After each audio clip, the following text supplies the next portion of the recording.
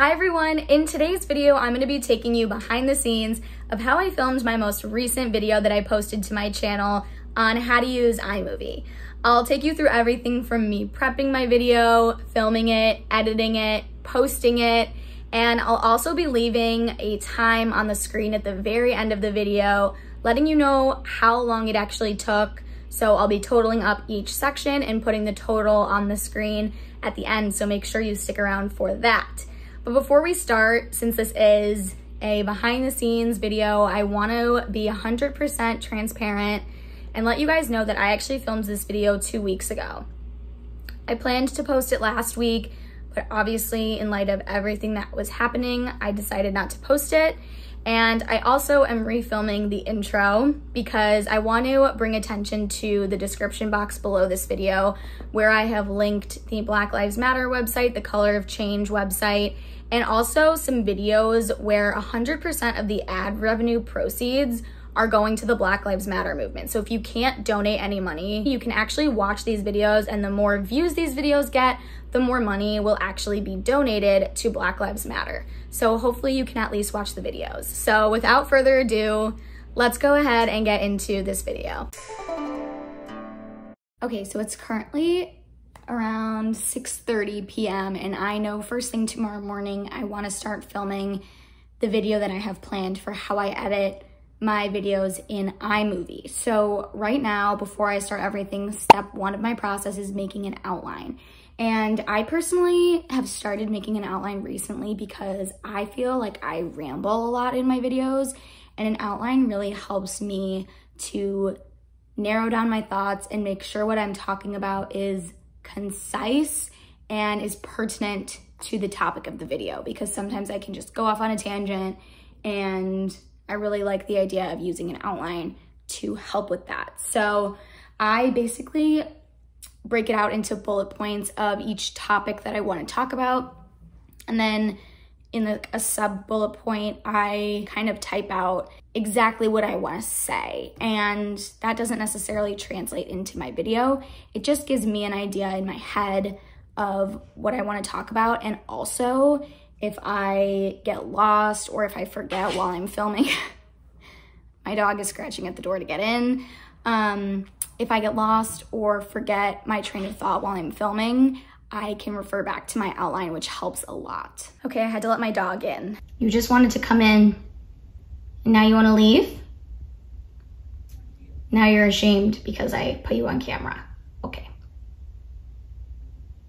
But it's also great to have an outline if you're not super confident in front of a camera yet, because it can help you just honestly have like a little bit of a security blanket and feel more confident that you actually know what you're talking about if you write out a little bit of an outline. I feel like my hair is getting frizzier by the moment, and I also just don't know if this framing is the same because I ordered a handheld tripod and it's not coming until tomorrow.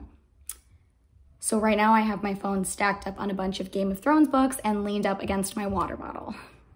So it's been about 30 minutes of me working on my outline, so I feel confident in it, and I will see you guys back here tomorrow for when I start filming my video.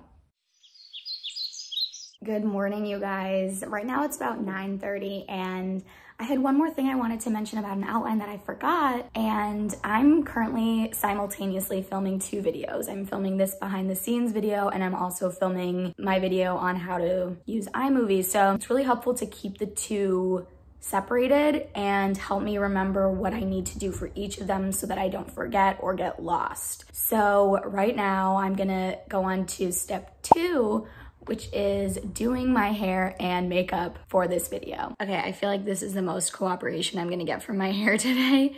So now I'm gonna start on my makeup.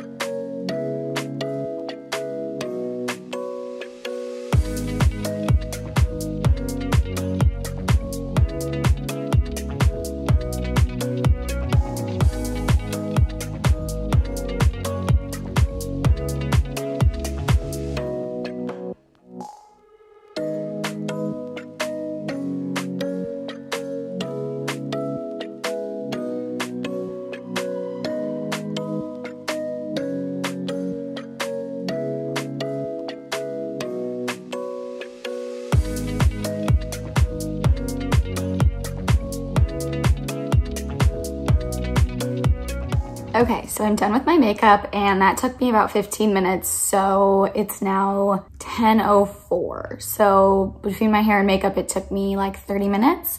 So now I'm gonna move on to step 3. Okay, so step 3 is just setting up my studio, which is the corner of my bedroom, as I will show you in just a second. And the reason I shoot in here is because it's carpeted. And the microphone I use honestly isn't very good in my opinion. So having any excess sound absorbed by the carpet is really, really helpful. And if you're shooting somewhere with a hardwood floor and your sound is kind of echoey or you don't think it's very good, try throwing blankets and pillows on the floor around you, because that should help absorb some sound so that your voice is more clear and there's less background noise. So let me show you how I actually set up everything before I start filming. The first thing I do is set up my beautiful high-tech backdrop, which is just a poster board covered in faux brick paper. So, hot tip. And I literally hang it from my curtain rod, so yeah. And we'll adjust it once I actually set up my camera so I can see exactly where it needs to go. Next, I set up my little monitor, again, on a really high-tech, not super old TV tray table. And I use a monitor because my camera doesn't have one of those flip-out lenses where you can see yourself. So I need this to know if I'm in focus since I film all my videos myself. And this is honestly just like a 19-inch TV since all the monitors were sold out at Best Buy because everyone's working from home. So it just has an HDMI port, which I can plug into my camera, which I'll show you in a second. And this way I can check my focus and I can also check, you know, if my beautiful backdrop is in line and what's going on behind me, which is helpful, and also just to check the lighting as well. So I actually use a microphone stand for my mic instead of connecting it directly to my camera because I just feel like the sound is a little bit better this way, more clear, and I can get the microphone really close to me when I'm sitting so that the sound is better.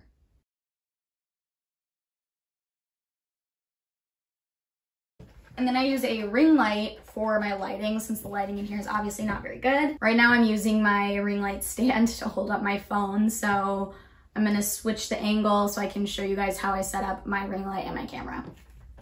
Okay, so I set up my ring light right here, and I actually put my camera on this section of the ring light, and it's not perfect, but I don't like my tripod. I need to get a new one, so this is the solution I use for now. So I'm gonna screw my camera on here.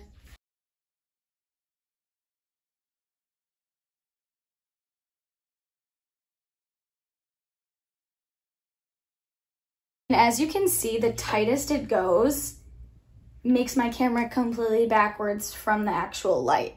So I have to rotate it forward, but then it's like wobbly. That's why it is not a perfect solution, but sometimes you just have to work with what you got. Okay, now you guys can actually see what I see from my camera on my monitor.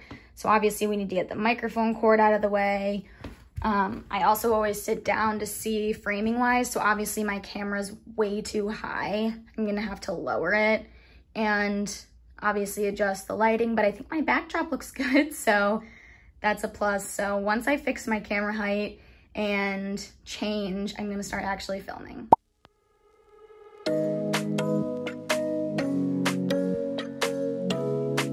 Hi everyone, in today's video, I'm gonna be showing you how I use iMovie to edit my YouTube videos. All right, I just wrapped up filming and I started at 10:45. It's now 12:15. So I was filming for an hour and a half, and now I'm gonna check on my turnip prices and then upload everything to my computer to start editing. Okay, so step 4 is, of course, editing my video. And if you wanna see how I edit my videos, check out the most recent video I posted on my channel, which this is the behind the scenes of. So it works out well. So check that out. I'm gonna go ahead and start editing, and I will let you guys know how long it takes once I'm done. I forgot to film a check-in when I was done editing, but it took me about 2 hours to edit this video. And since it was a series of screen recordings and voiceover mostly, it didn't take me that long because in my outline, I just put where I wanted each section to go. So once the screen recordings were ready, I basically just popped them in iMovie in the order that I wanted. And I didn't have to worry about color correction or background music or making graphics in Canva. So that's why this video was pretty quick to edit. It normally takes me, I would say, closer to like 5 to 6 hours to edit a video. But now that the editing is done, I am going to make my thumbnail in Canva and also work on my description box. And in the description box, I want to put a list in order of all the topics that I'll be talking about with their timestamps. So I'm going to go through and watch the video, mark down the timestamps, and then get my description box ready. Okay, so here we are in Canva, and I already have the photo I want my thumbnail to be uploaded, as well as the logo for iMovie, since I want to put that on top of the photo. So all I'm going to do is click the photo and then resize it, obviously, to fit within here. Then click the iMovie logo. I kind of like the way it looks when it's like a little diagonal. And then we're just going to add some text. So I usually just click this one and then change the font. I like Intro Rust. And then we'll say editing. And then we can move this around. I kind of want to make this smaller, like, yeah, like that. And then I want to add a little bit of something to the text. So I'll probably go to Elements, and let's see what we have recently used. So I like to use contrasting colors in my thumbnails, and yellow and purple are contrasting colors, so I think it might look nice to have this as the background for the editing part. And then editing with iMovie, maybe we'll make that a little smaller. And I kind of like how that's looking. So another thing I'm going to do is actually make a little border by just getting a line here. Kind of have to make it pretty large. And then I'm going to change it to match the color of the iMovie logo. So that matches pretty well with like this middle tone purple. And then we can just move it around. All right, now I might mess with this a little bit more before I upload it to my channel, but this is basically the gist of what I do. And then I just download the page, and then I can just upload that thumbnail to YouTube. All right, so as you can see, I uploaded my thumbnail in this little section right here. YouTube will give you suggestions for thumbnails, but I obviously like to make my own. And so I typed up my description box by obviously going through and getting all the timestamps up. I usually like to link some of my other videos in the description as well. I also linked the Canva website since I talk about it quite a bit in that video. And between the thumbnail and the description box, those two took me about 30 minutes total to work on. So that is it for today's video, you guys. In total, my video on how to use iMovie took me 5.5 hours to create and edit. I really like watching these behind the scenes types of videos. So if you guys do as well, please let me know in the comments, and I'll make more videos like this. And also, if you have any other suggestions or ideas for future videos that you want to see from me, let me know in the comments below as well. Don't forget to give this video a thumbs up and subscribe to my channel. I really, really appreciate the support, and I will see you guys in my next video. Bye! So that is it for today's video, you guys. So once all my screen recurs, now what I'm gonna do is itch my head. So that is it for today's video, you guys. In total, my